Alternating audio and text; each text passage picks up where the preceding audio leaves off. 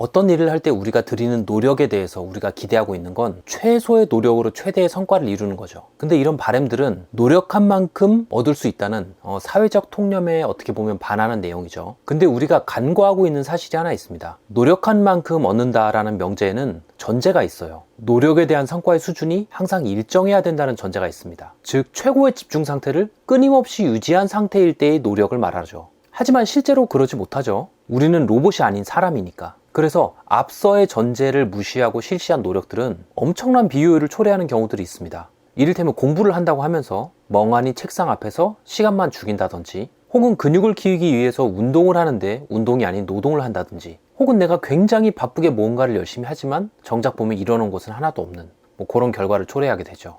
최소 노력의 법칙은 이런 비효율에 대해서 이야기를 합니다. 시험 전날에 우리가 하는 밤샘은 우리의 피로도를 높여서 오히려 시험 당일날에 시험 점수를 떨어뜨리고, 글쓰기 같은 경우에도 글을 쓰기 위해서 책상 앞에만 오래 앉아 있다 보면 오히려 글이 나빠지는 그런 결과를 초래하게 되죠.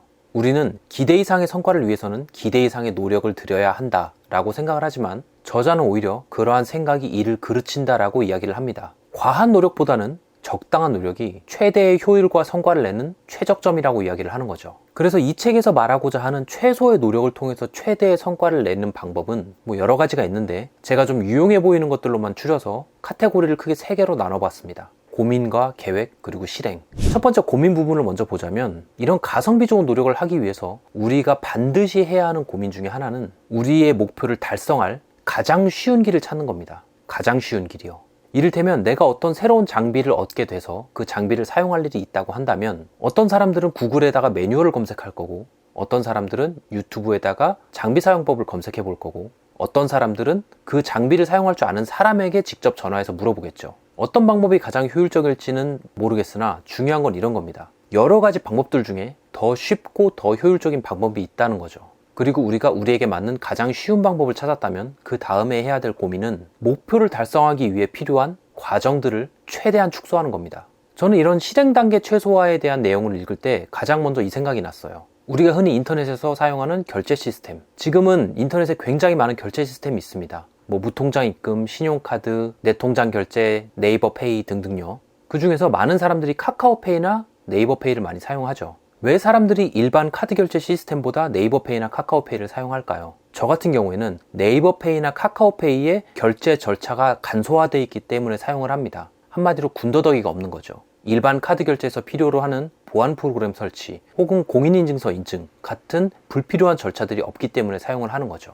그래서 우리가 고민해야 될 부분은 내가 목표를 달성하기 위해 가장 쉬운 길은 무엇이냐, 그리고 그 길을 달성하기 위해서 필요한 단계들을 어떻게 최소화시킬 수 있느냐가 중요합니다. 이렇게 고민이 정리가 됐다면 그 다음은 계획 단계로 넘어가죠. 우리가 세우는 계획 수립 단계에서는 명확한 목표가 굉장히 중요합니다. 명확한 정의가 불필요한 노력들을 없애는 거죠. 이를테면 내가 토익 700점이 목표라고 한다면 토익 700점에 맞는 공부를 하는 겁니다. 무슨 말이냐면 만점을 목표로 하는 사람이 외우는 단어라든지 문법 같은 거를 굳이 700점을 목표로 하는 사람이 외울 필요는 없다는 거예요. 근데 만약에 우리가 명확하지 않은 토익 고득점이 목표야 라는 목표를 세워버리면 결국 방향을 제대로 수립하지 못하고 굉장한 노력의 비효율을 초래합니다. 그래서 결국에는 죽도 밥도 안 되는 거죠. 그리고 계획 단계에서는 페이스 수립이 굉장히 중요합니다. 내가 막 열정에 불타서 나는 하루에 12시간씩 공부할 거야 같은 말도 안 되는 계획을 수립하지 말고 본인의 경험에 기반한 페이스를 수립하는 것이 중요하죠. 나는 하루에 1시간 이상 집중해 본 경험이 없는데 갑자기 내가 하루에 10시간씩 집중을 하겠다는 것은 사실상 계획을 수립하지 않겠다는 말과 다르지가 않죠. 그래서 여기서 알 수 있는 건 이런 겁니다. 대학교 신입생분들은 1교시를 수강 신청하면 안 된다 라는 말이죠. 그리고 마지막 실행 파트로 넘어가면 사실상 노력을 극대화하는 최고의 방법은 자동화입니다. 왜냐하면 한 번만 시스템을 구축해 놓으면 그 다음부터는 신경 쓸 필요가 없게 되기 때문이죠. 이런 시스템 구축은 우리에게 인지적인 부하를 줄여줘서 에너지를 보존할 수 있게 해주고 그 에너지를 다른 중요한 일에 쏟을 수 있도록 만들어줍니다. 사실 자동화라는 단어를 쓰면은 뭔가 로봇 같은 그런 느낌이 나잖아요. 근데 꼭 그런 건 아니고 사람에게 적용을 해본다라고 하면은 일정한 루틴이라고 이야기를 할 수 있을 것 같습니다.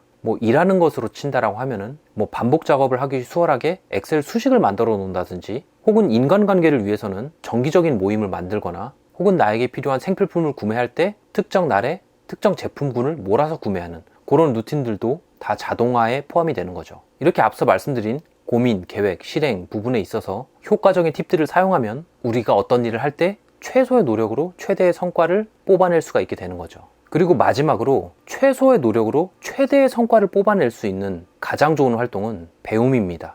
우리가 살아가면서 습득하는 굉장히 많은 지식들 중에 어떤 지식은 딱 한 번밖에 사용되지 않는 경우들도 있지만, 그에 반면에 어떤 지식은 내가 살아가면서 평생 사용할 수 있게 되죠. 이를테면 저 같은 경우에는 건강에 관한 지식 혹은 잠에 관한 지식들은 제가 평생까지 죽기 전까지 사용할 수 있는 그런 지식들이 되는 거겠죠. 그런 관점에서 볼 때 투자 대비 효율이 가장 좋은 활동은 여러분들도 알다시피 독서입니다. 독서를 통해서 배운 지식은 개인의 역량을 높여주고, 이를 통해 얻게 된 좋은 평판은 향후에도 수년간 좋은 기회를 제공할 확률이 높기 때문이죠. 그래서 정리해보면 가장 쉬운 방법을 찾고 각 단계를 최소화하고 정의를 명확히 내리고 본인의 페이스를 반영하고 자동화 시스템을 구축하는 것이 우리의 노력 대비 효율을 극대화시킬 수 있는 방법이다가 되겠습니다.